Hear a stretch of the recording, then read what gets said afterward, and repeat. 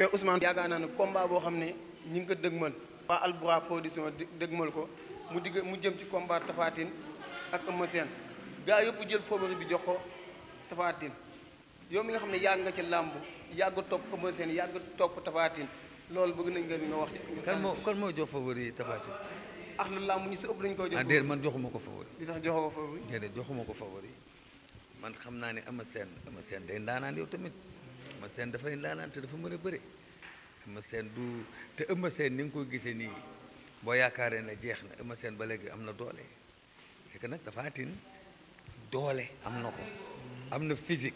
waaye nag bëre Eumeu Sène daa mën a bëre de man du ma ko jox du ma jox Tapha Tine favori du ma jox Eumeu Sène tey soo indi woon Eumeu Sène woo ko bëreeloo Tapha Tine lan nga koy bëreeloo Eumeu Sène moom su ma ko indi woon moom dama naan ko bul taxaw di jàkkaarloo moom di xeex moom di raak de ko déplacé un lourd boo koy déplacé il devient un léger lourd doo ko fixé lourd bu jàkkaarloo yow day def ay déplacement latéral su ko defee tànk bi di jóg tànk boobu di jóg moo lay may mu am faay nga mën a dem am dara. dañoo gis léegi Tapha Tine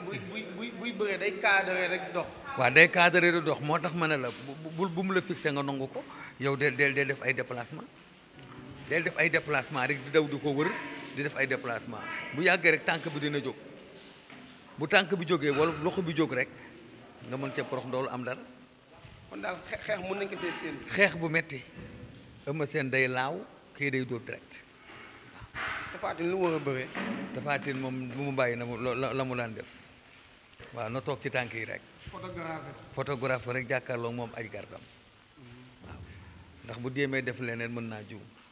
loolu laa koy conseillé. lan ngay woon nag nit ñi ci non violence. non violence parce que tey jii gis naa ne fan si club bi war nañoo wax ak ñoom parce que aussi ñu defoon suñu arène nationale ay 30 quelques milliards. ñuy bu sa mbër daanee nga dajji chaise bu sa mbër daanoo nga dajji chaise te chaise nekk sa kër yaay dajji woo chaise nekk sa kër baay dajji woo kon loolu nag am na leneen lu muy nuru xale yi nañ xoolaat seen bopp. ñu lay contentement bu baax. merci.